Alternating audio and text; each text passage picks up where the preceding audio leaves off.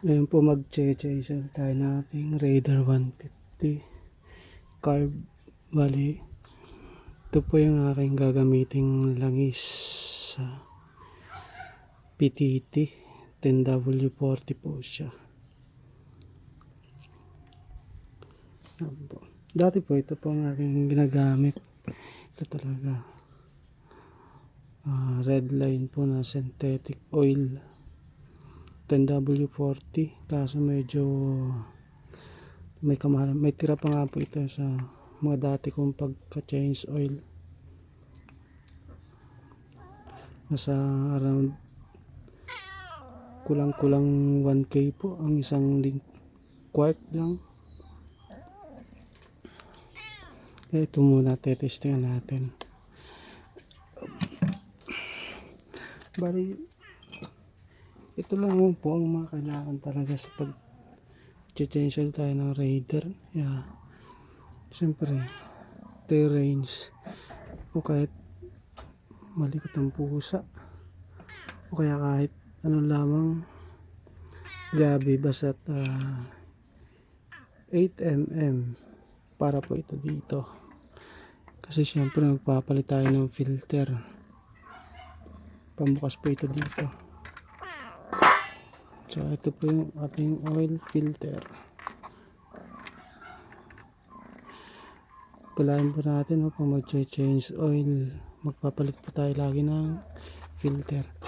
Tapos ito po yung pantanggal dun sa ating drain plug sa may ilalim po. 14mm po na socket. Hanggat maaari po socket ang gamitin natin para hindi mabilog yung nut sa ilalim. Nag-isa lang naman po yung nut na yun. Sige po, testing po na. Simulan na po natin. Ako basic lang naman to sa iba, pero siyempre pang ano lang naman. Malikot. Malikot kasi ito. Ito malikot eh.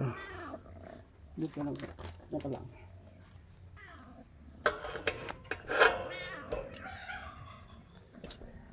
Huwag na malikot.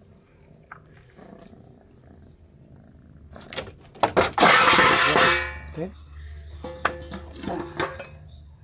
Laglag.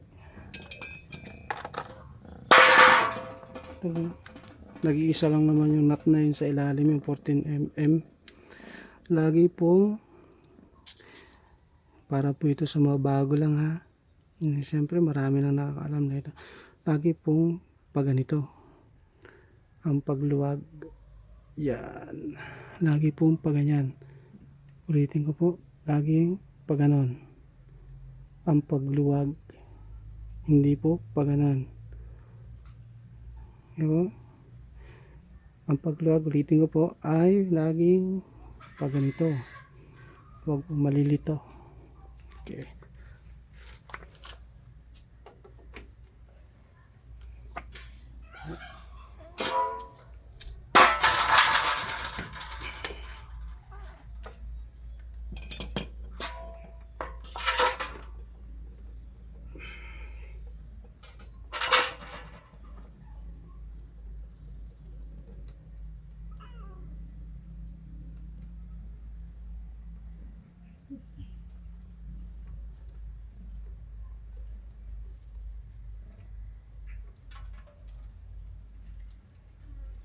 Medyo maitim na yung drain plug. Tabi po natin agad yung ganito. So, huwag po natin hayaang madumihan itong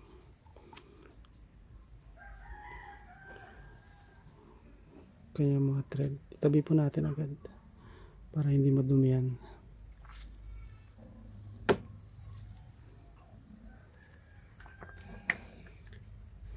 Sa akin po pag nag-change oil ako, 1 liter na po ang nilalagay ko sa 1 liter po. ikot.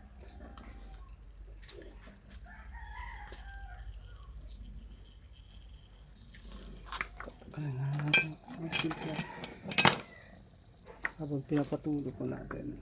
Ang pagluwag naman po, pag ganito rin ha. Lagi po pag ganito.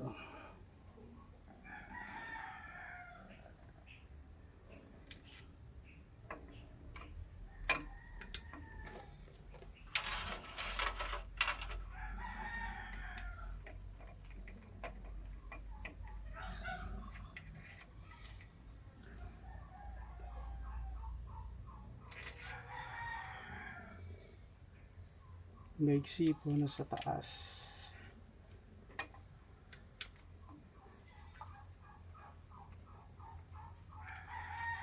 Ito po natin yung pagbabalik-baliktad.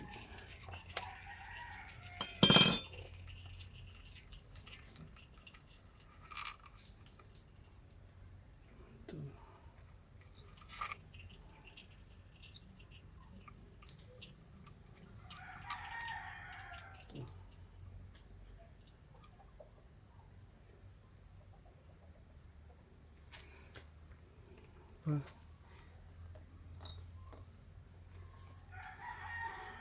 Huwag din po natin maiwawala ang spring na yan.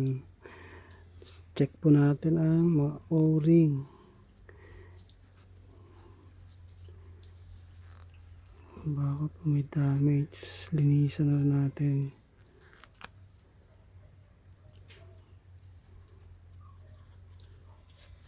Ulitin ko pa, basic lang po ito para po sa hindi pa nakakalam siya, para hindi na po tayo magpa-change oil sa mga sa mga motor shop. Tayo na lang po mag-change oil ng motor natin. Ito po may araw ito. May araw. Ito po ay laging nasa baba. Nakatutok po yan. Ibig sabihin sa baba. Po, ganyan. Itong araw na ito.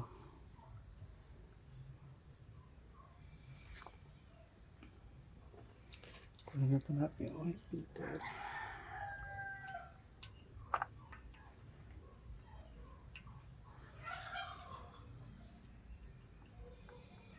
Nakakabit pa pala sa akin dito ay yung washable, pero papalitan ko na, hindi ko na nalinis. Ito po yung washable, mga bakal yung mga nandito.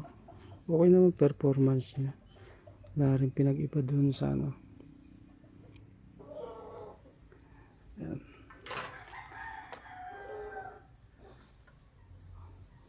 Pagkatapos po nakaganyan na,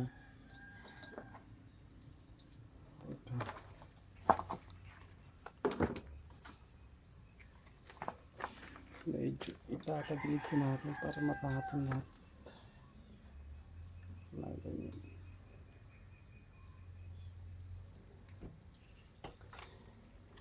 Make sure po pala na naka-level yung motor, level ito para makuha lahat ng langis.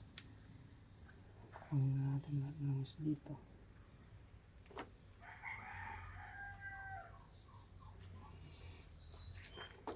Ito pong basic tips ko pa lang din po, no.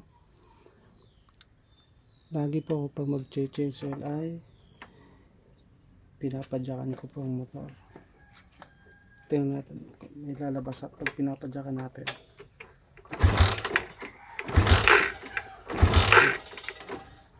Kita nyo po, tumulo, may tumutulo nung pinapadyakan natin.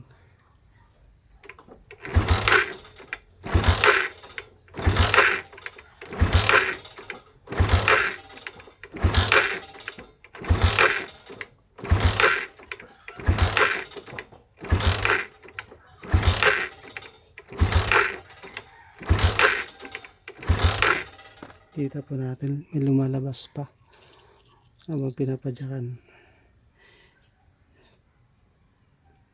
Tips ko lang rin po yun sa ano, para maubos talaga yung langis sa loob.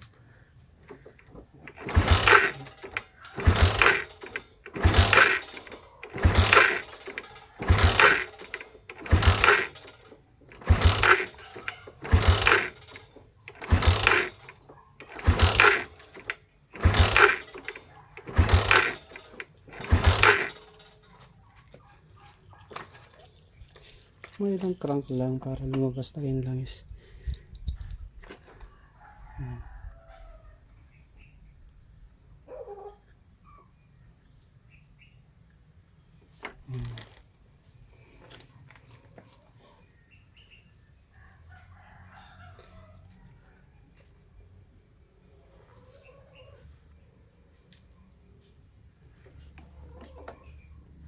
Tagilid po natin.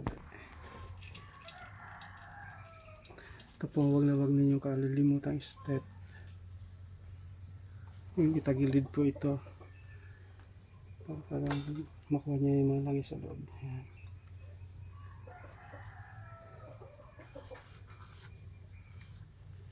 Tapos check rin po pala natin yung, teka, pakita ko sa inyo. Huwag po natin kakalimutan i-check yung o-ring. Meron pong o-ring yan sa loob.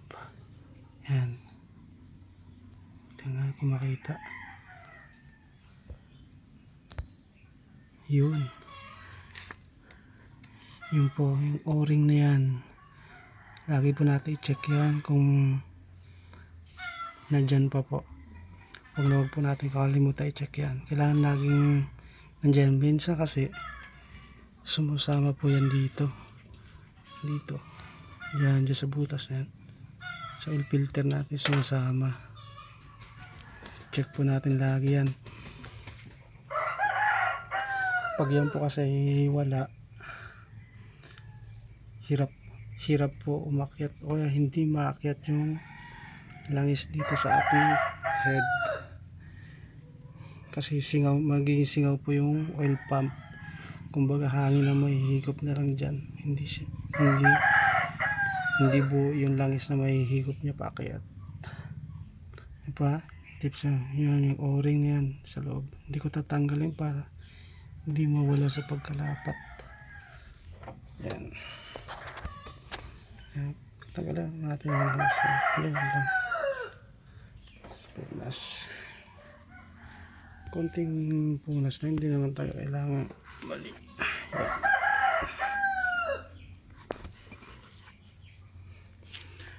Okay.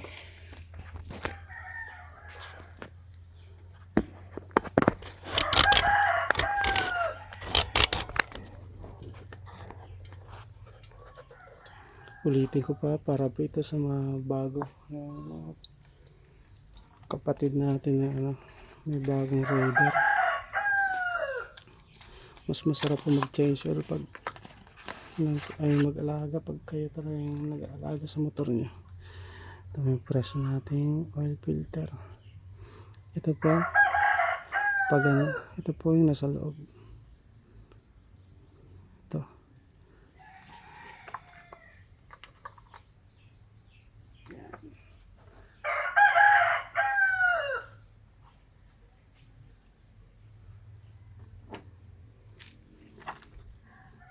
Basic lang po yan, madali lang. Ito po, ulitin ko yung arrow sa baba na ganyan.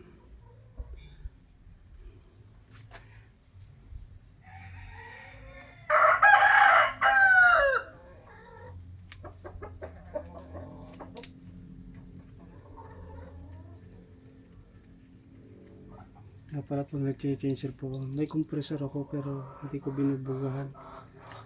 Dahil yung mga compressor po natin may mga noise. Kaya napasok po sa makina natin yung noise.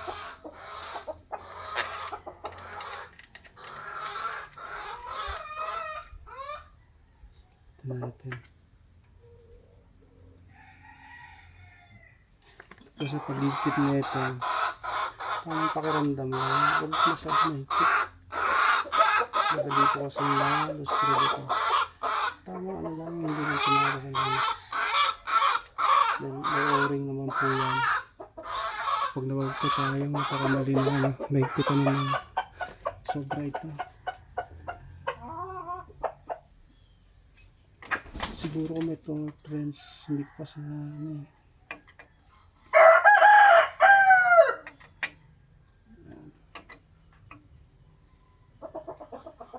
Tama, higpit lang. Yan.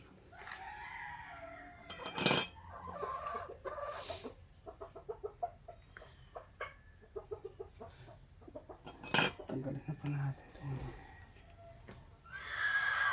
Sapinan po natin lagi ito ng parang ito. Teka, kita ba?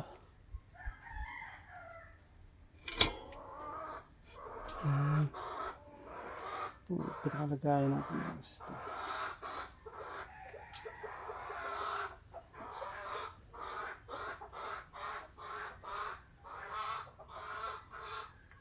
Dito po natin nilalagay yung langis. Yan. Teka.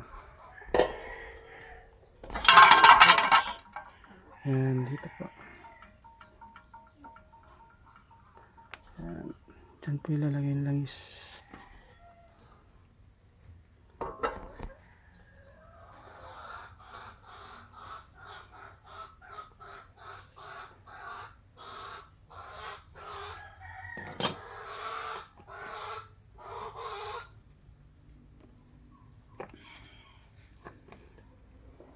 Pwede po natin ibalik yung nut.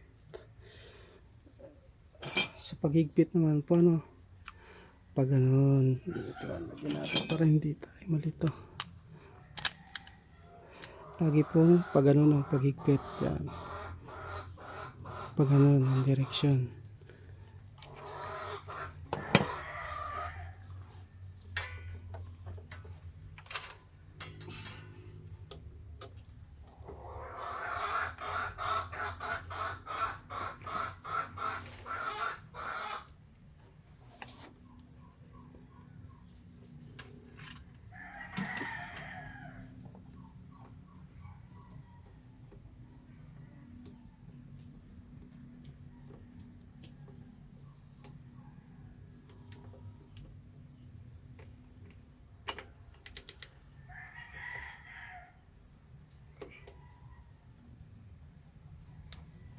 Tama, higpit lang rin po, para hindi malustad.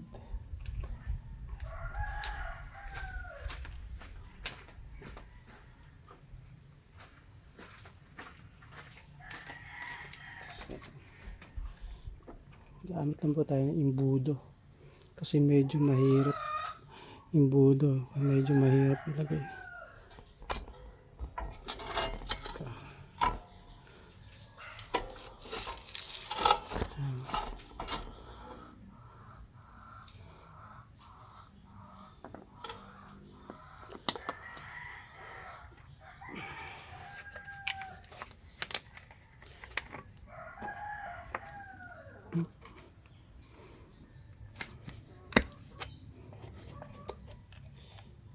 PTP. Tayo na lang po mag-change oil ng motor natin para sure pa tayo na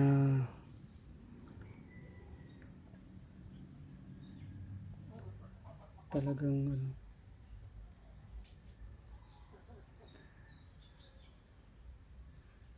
sure tayo sa pagkakagawa. Marami naman na pong tutorial sa YouTube. Yan.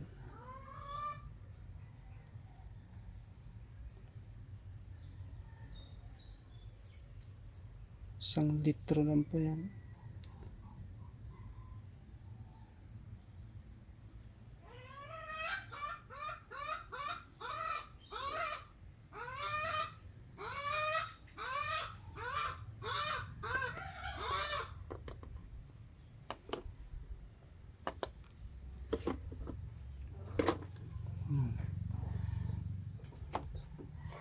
Dito po, huwag po rin po natin higpitan doon todo. Higpit lang po ng kamay.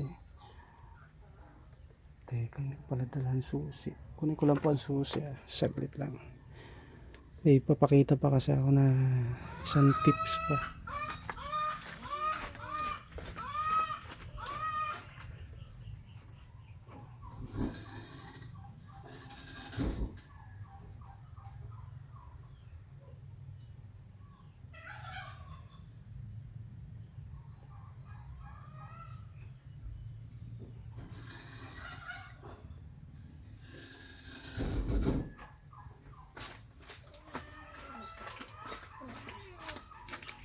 para mahalaga po kasi yung ano dito.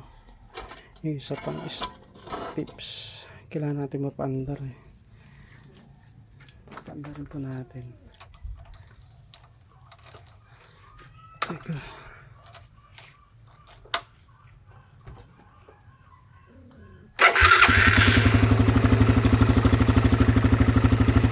Check lang po natin kung may tumatagas sa mga ganito.